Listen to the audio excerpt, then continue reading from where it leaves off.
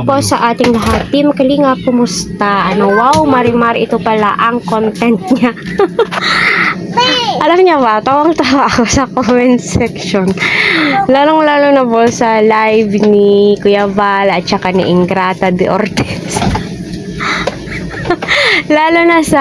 lalo na nga po dito sa Facebook Reels, ang daming nag-comment, kasi hindi daw po pwedeng mainitan si Marimar, yung dating kumukuha ng shell doon sa dagat, big deal na pala sa kanila yung naiinitan si VNC. Ikita naman po natin noon, kung ano po yung buhay na mayroon po sila, So, sabi nga po ni Ingrata, pasalamat ka na hindi iti-take down ni Kalinga Prab yung mga video mo, kasi may YouTube ka na, bale, prino-promote ni Kalinga Prab at ni Kuya Val yung YouTube channel mo, para dumami yung views mo at saka supporters mo, o baka naman dumami yung bashers mo, sabing ganon.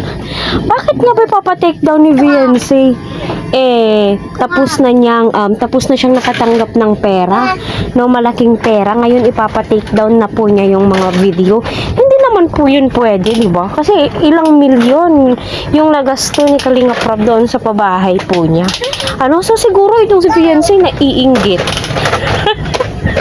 Naiinggit kay Carla kasi nga po si Carla may channel siya at nagkaroon na po si Carla ng sarili po niyang tawag na to bahay, dahil nga po sa sahod niya sa YouTube, di ba? So siguro may nagsusulsul kay VNC, hindi lang po natin alam, yun yung takbo ng isip ko, ha.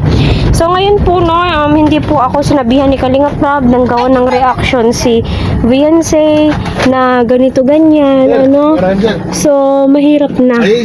So ayun, ha, hindi po ako sinabihan ni Kalinga Prab o ni Kuya Val na gawan ko ng reaction. My God, channel ko po to, ako po yung masusunod kung ano po yung mga sasabihin ko. Base sa mga napapanood ko, ayaw daw nga po niyang mabash.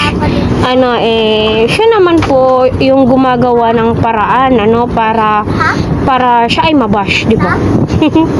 Natatawa ako, my God.